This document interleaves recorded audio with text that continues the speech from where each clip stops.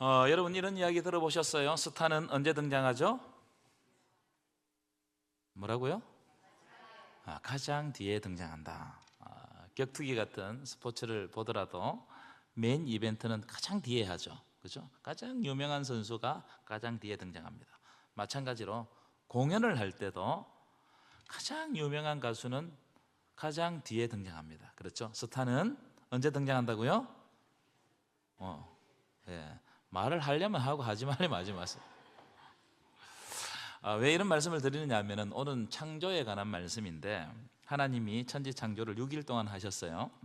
그런데 사람을 맨 마지막에 창조하셨단 말이에요. 맨 마지막에. 사람을 맨 마지막에 창조하셨다는 것은 하나님의 창조물 중에 사람이 가장 중요한 창조물이다, 이걸 반증하는 겁니다. 여러분, 모든 창조물 중에 우리가 가장 중요하다는 사실을 믿으시기 바랍니다. 그래서 하나님 창조의 피날레, 클라이막스, 사람의 창조예요. 그래서 하나님께서 손수 지어서 만들어서 하나님께서 흙으로 빚어서 만들잖아요. 여러분 가만히 생각해 보시면 하나님이 6일 동안 창조하신 모든 것은 인간 창조를 위한 준비라고 해도 과언이 아닐 것 같습니다. 왜냐하면 인간은 빛이 없으면 살 수 있어요, 없어요? 그렇죠. 물이 없으면, 공기가 없으면, 땅이 없으면, 하늘이 없으면, 식물이 없으면 살 수가 없습니다. 그래서 하나님은 인간을 창조하시기 전에 인간이 살 수 있는 환경을 먼저 마련하시고 그 다음에 인간을 창조하신 거예요.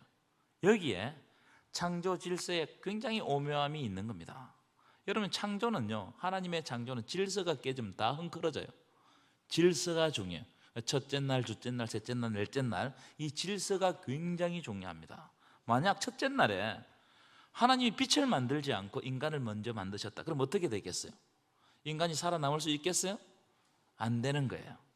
오히려 이 순서가 깨지면 혼돈이 더 깊어진다 이 말이에요. 그러니까 하나님은 창조하셨을 때 큰 의미가 뭐냐면 그 창조를 통해서 이 세상 가운데 질서를 부여해 주는 거예요. 그래서 이 모든 삼라만상은 어떻게 된다고요? 하나님의 질서 속에 돌아가고 있습니다. 믿으십니까? 자, 이런 의미를 여러분 머리에 딱 넣으시고 오늘 본문을 보실 텐데, 오늘 본문은 하나님께서 사람을 창조하신 목적이 분명하게 드러나 있어요. 하나님이 왜 사람을 창조하셨나? 저는 세 가지 주제를 가지고 말씀을 나누겠습니다. 첫 번째 띄워보실까요? 오늘 말씀은 하나님이 인간을 창조하실 때 하나님의 모양과 하나님의 형상과 모양대로 창조하셨다. 여러분 옆 사람 한번 보실까요? 옆 사람 한번 보세요. 하나님의 형상입니다. 느껴지십니까? 뭐 이런 형상이 다 있노? 뭐 이렇게 생각하실 수도 있겠지만 여러분 잘 보세요. 잘 보시면 하나님이 보일 수 있어요. 한번 보세요. 옆 사람 보라면 좀 봐요. 네. 자, 이렇게 인사하겠습니다. 당신은 특별한 사람입니다. 당신은 존귀한 존재입니다. 여러분, 우리는 그렇고 그런 존재가 아니란 말이에요. 우리는 굉장히 특별합니다. 우리는 굉장히 존귀합니다. 왜냐하면 하나님이 자신의 형상으로 우리를 창조했기 때문에 우리는 특별해요. 그래서 우리 옆에 있는 사람도 특별하고 나도 특별하고 우리 가족도 특별하고 우리 함께 예배드리는 모든 사람들이 다 존귀한 존재인 줄 믿습니다. 여러분, 하나님은 영이시기 때문에 하나님을 본 사람은 아무도 없어요. 그런데 오늘 말씀에 의하면 우리는 날마다 그리고 항상 하나님의 형상을 보고 있는 거예요. 여러분, 지금 하나님의 형상을 보고 있습니다. 감격스럽지 않습니까? 전혀 감격이 안 되시군요. 자, 창세기 1장 26절 보실까요? 하나님이 이르시되, 하나님이 말씀하시되, 이런 말씀이죠. 우리의 형상을 따라, 하나님의 형상을 따라, 삼일째 하나님이 등장합니다. 우리라는 것은 삼일째 하나님이 우리의 모양대로, 하나님의 모양대로 우리가 사람을 만들자. 하나님이 사람을 만들자. 우리의 형상과 모양대로. 자, 27절도 보실까요? 27절. 하나님이 자기 형상껏 하나님의 형상대로 사람을 창조하셨다는 거예요. 아멘이십니까? 하나님이 사람을 만드실 때 하나님의 형상, 하나님의 모양을 따라 사람을 만드셨다. 이것이 창조신학이에요. 굉장히 깊은 의미가 있습니다. 이 두 가지 아주 중요한 단어가 등장하죠. 하나는 형상이고 하나는 모양입니다. 형상이라는 의미는요, 히브리어로 체렘이라면, 따라합시다. 체렘. 체렘이라는 뜻이고 체렘 말이고, 모양이라는 말은 때무트, 따라합시다. 때무트. 네, 때무트. 때 묻은 게 아니에요. 때무트. 체렘과 때무트로 인간을 만드셨다는 겁니다. 자, 먼저 형상부터, 체렘부터 한번 살펴보실 텐데, 이 형상 체렘이라는 말은 어떤 뜻을 가지고 있느냐 하면 그림자가지다 이런 뜻입니다. 그림자. 그 다음에 색이다 이런 뜻을 가지고 있어요. 무슨 의미냐면 여기를 보십시오. 제가 1부 때도 이렇게 설명했는데요, 어떤 실체가 있어요. 실체가 있는데 빛이 딱 비치면 여기가 뭐가 생기죠? 그림자를 보고 체렘이라고 그러는 거예요. 체렘. 이해하셨어요? 또 어떤 작가가 있습니다. 본래의 형상이 있어요. 예를 들어서 저를 동상으로 만든다고 생각해 봐요. 저라는 실체가 있습니다. 그런데 그 실체를 보고 옆에서 작가가 동상을 하나 만들었어요. 그걸 체렘이라고 그러는 거예요. 그래서 오늘 본문의 형상 체렘이라는 말은 이 그림자, 자, 이 그림자를 빛이 탁 비쳐서 그림자가 비쳤죠. 그런데 이 그림자를 보고 이 그림자에 집중하는 것이 아니고 이 그림자를 보면서 이 실체가 뭔지를 아는 거예요. 이게 체렘입니다. 또 다른 뜻은 이 작가가 만든 어떤 작품을 보면서 이 작품 자체에 집중하는 것이 아니고 이 작품을 만든 작가가 누구인지를 아는 거예요. 다시 말해, 이걸 창조의 안에서 해석을 하면 하나님이 창조하신 사람을 보면서 하나님이 어떤 분인지를 알게 되는 것이 체렘이에요. 그러니까 하나님의 속성을 사람을 통해서 드러내시는 거예요. 그러니까 우리를 보면 하나님의 속성이 드러나게끔 만든 것이 형상이다, 체렘이다 이 말이에요. 제가 예를 돕기 위해 가지고 그림을 하나 보여주실 텐데, 이 무슨 그림이냐면 제 딸이 유치원 다닐 때 자기를 그린 자화상입니다. 제가 질문을 하나 드려볼게요. 저 그림이 우리 딸하고 똑같아요, 안 똑같아요? 우리 딸이 저렇게 새카맣지는 않습니다. 그렇죠? 근데 저 그림하고 제 딸하고 실제로 비교하면 안 똑같아요. 하지만 저 그림 속에는 우리 딸이 들어있습니다. 그렇죠? 제가 무슨 말씀을 드리려고 하느냐 하면은, 저 그림을 보면서 우리 딸하고 똑같다고 평가하는 것은 의미가 없어요. 똑같이 그리지 않았기 때문에. 그런데 저 그림 안에는 6살 된 우리 딸의 생각이 담겨져 있어요. 그래서 저는 저 그림을 볼 때마다 6살 때 사랑스러웠던 제 딸의 모습을 탁 떠올리는 겁니다. 이런 의미를 가지고 있는 것이 체렘이단 말이에요. 체렘, 형상이다 이 말이에요. 여러분, 우리가 세종대왕 동상을 딱 보면서 세종대왕하고 똑같다고 생각하는 사람 바보입니다. 그렇죠? 우리는 세종대왕 동상을 보면서 세종대왕이 누구인지를 알고 그 업적을 기리고 기억하는 거예요. 그 동상을 보면서. 그것이 체렘이다 이 말이에요. 그래서 우리는 이웃을 보면서 또 내 자신을 보면서 하나님이 누구신가, 하나님은 과연 어떤 분인가를 알게 되는 것이, 이 원리를 하나님의 형상 속에 담아가지고 우리를 창조하셨다는 거예요. 우리가 그렇게 창조되었다. 이게 형상입니다. 두 번째, 모양, 때묻드라는 말인데 띄워보실까요? 형상과 비슷한 의미입니다. 때묻드라는 말은 닮다 이런 말, 닮았다 이런 말입니다. 여러분, 아버지와 아들은 닮았어요, 안 닮았어요? 안 닮았다고 생각하면 심각해집니다. 닮았어요. 제가 설교하는 모습을 본 저희 고모님이 저한테 몇 번 이야기했습니다. 너는 내가 동영상을 보니까 네가 아버지랑 똑같다는 거예요. 말투도 표정도 똑같다는 거예요. 저희 아버지 못 보셨죠? 저를 보시면 됩니다. 똑같다는 거예요. 실제로 여러분, 저와 저희 아버지는 달라요. 다릅니다. 다른데, 그런데 제 모습 속에 아버지의 모습이 있는 거예요. 닮았다 이 말이에요. 이것이 때묻듭니다. 여러분 가운데도 보면은 어떻게 저렇게 똑같을까? 아들하고 아버지하고 걸어가는 모습을 보면 피식 웃음이 나올 만큼 그런 똑같은 부분 사람들이 있습니다. 예전에 우리 교회 사역했던 서대천 목사님, 그 아들 서명은 기억합니까? 똑같아요.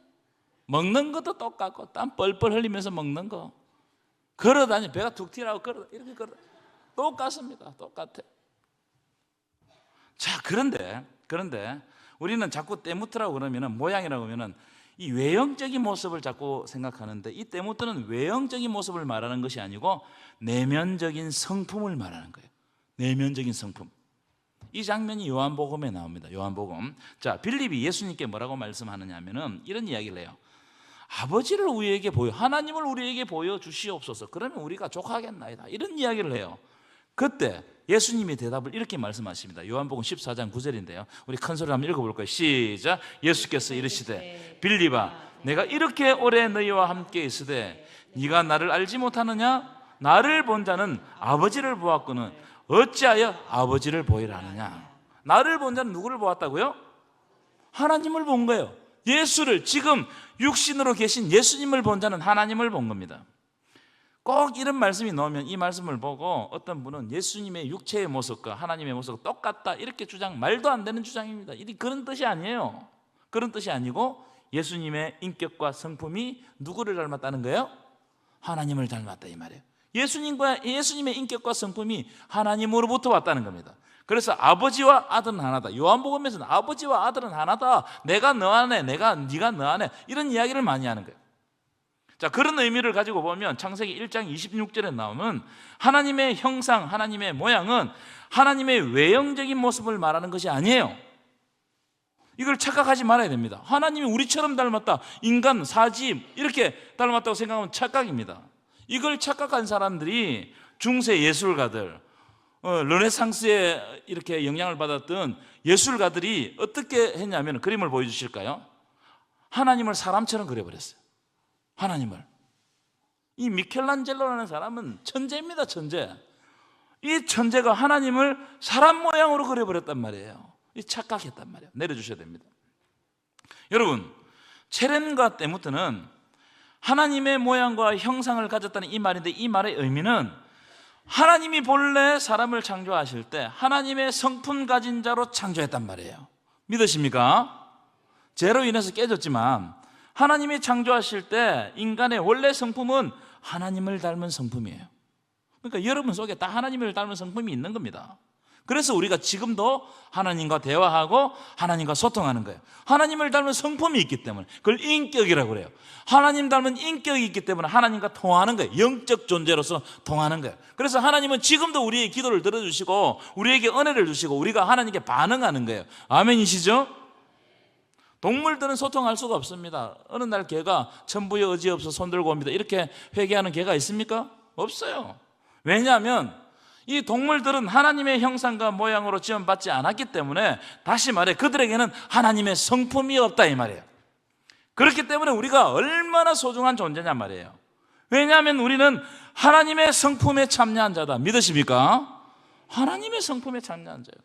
베드로후서 1장 4절 한번 보실까요? 베드로후서 1장 4절 그 말씀을 하는데요, 읽겠습니다. 시작. 이로써 그 보배롭고 지극히 큰 약속을 우리에게 주사 이 약속으로 말미암아 너희가 정욕 때문에 세상에서 썩어질 것을 피하여 신성한 성품에 참여한 자가 되게 하려 하셨느니라. 아멘이시죠? 무슨 말이에요? 보배롭고 지극히 큰 약속, 보배롭고 지극히 큰 약속을 주셨다. 보배롭고 지극히 큰 약속은 예수 그리스도를 통하여 주시는 구원의 약속을 말합니다. 그 약속을 통해서 우리가 하나님의 신성한 성품에 참여한 자가 되게 하셨다는 거예요. 원래 우리 성품이, 신성한 성품이 있지만 죄로 말미암아 깨졌는데, 그것을 회복하기 위해서는 예수 그리스도를 통해서 다시 하나님의 신성한 성품에 참여할 수 있다는 거예요. 그 방법이 우리 자신으로는 안 돼요. 우리는 깨어져 버렸기 때문에. 누구를 통해서 하나님께로 나아갈 수 있다고요? 예수 그리스도를 통해서 하나님께로 나아갈 수 있다.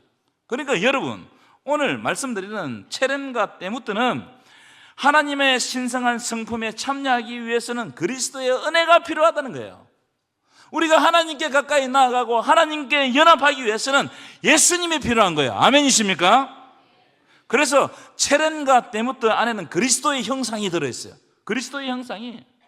그래서 예수님이 나를 본 자가 아버지를 보았다는 거예요. 예수님의 말씀을 듣는 자가 하나님의 말씀을 듣는 것입니다. 이게 복음이에요.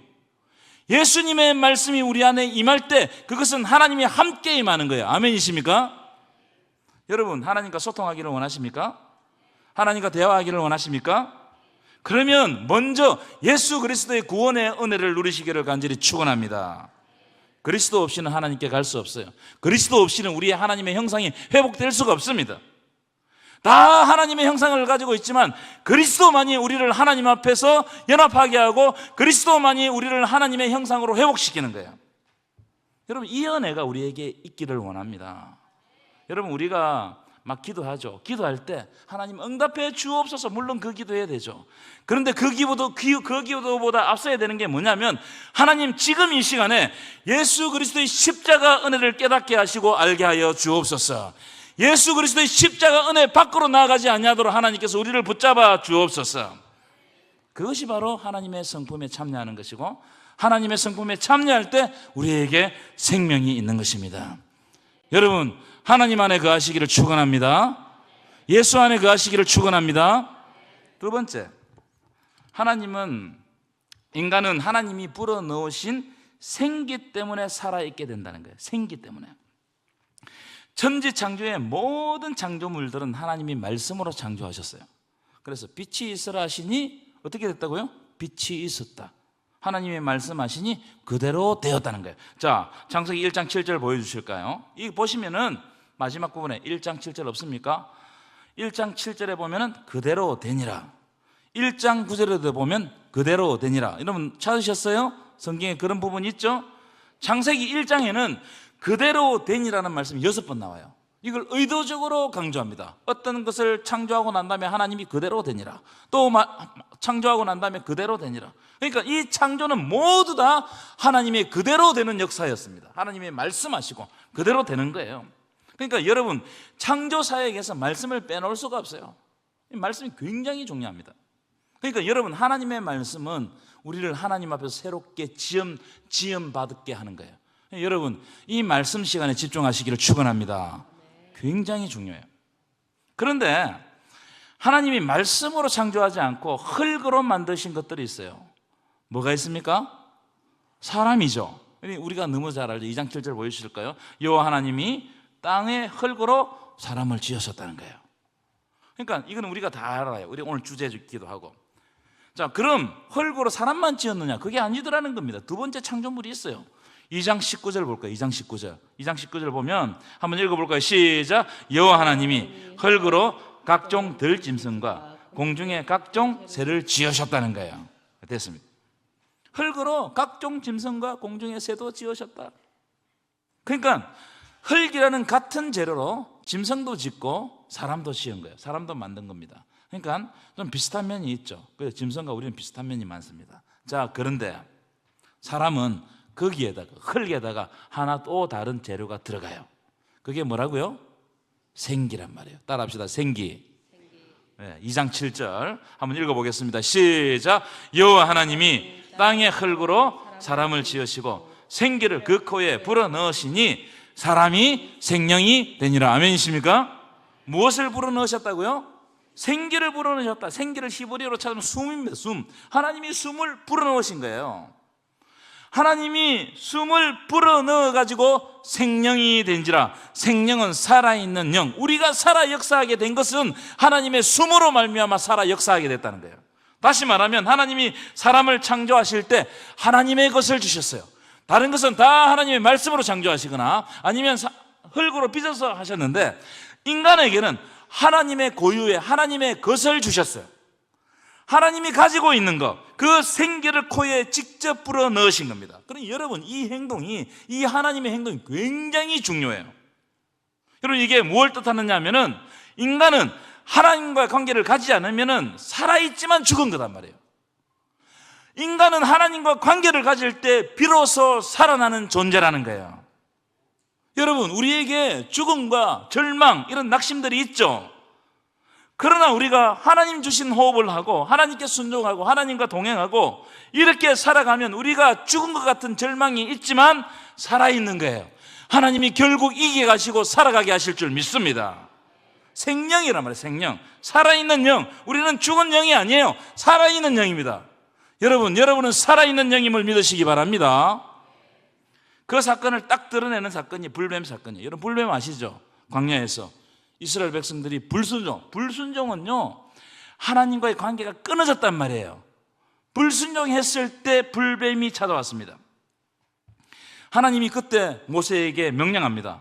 놋뱀을 만들어 가지고 그것을 바라보는 자는 산다. 하나님의 말씀이 그 모세를 통해서 선포되었습니다. 여러분, 이게 굉장히 비과학적입니다. 그렇죠? 성경은 과학을 따지는 책이 아닙니다. 여러분, 뱀에게 물려 죽어가면 어떻게 해야 되죠? 해독을 하고 치료를 받아야 됩니다. 그런데 하나님은, 이건 영적인 사건이거든요. 놋뱀을 바라보라는 거예요. 하나님의 말씀이 선포돼. 놋뱀을 바라보라. 여러분, 놋뱀을 바라보면 산다고 말하는 것은, 이것을 믿는 것은 너무나 어리석은 일이에요. 그런데 그 말씀이 하나님이 주신 생명의 말씀을 믿고 그 말씀의 생명이 나를 살린다는 그 확신을 가지고 하나님과 관계를 가졌던 사람들은 다 살았어요. 이게 성경이 말해주는 겁니다. 말씀을 통해서 하나님과 관계를 가지라.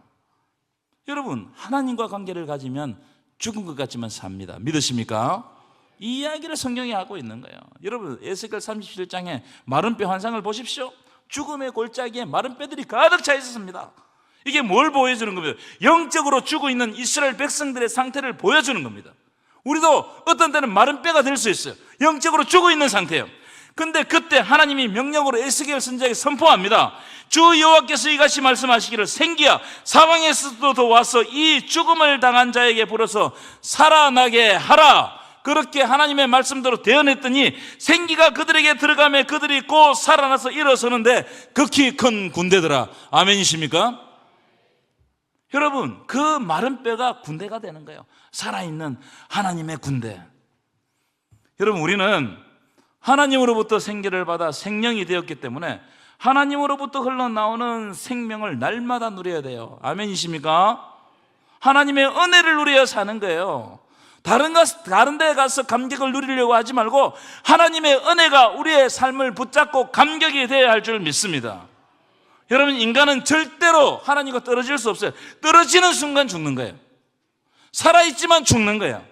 그러나 내 삶 가운데 절망이 있고 죽은 것 같지만 하나님과 연합하고 그분의 말씀에 순종하면 우리는 살아있는 겁니다.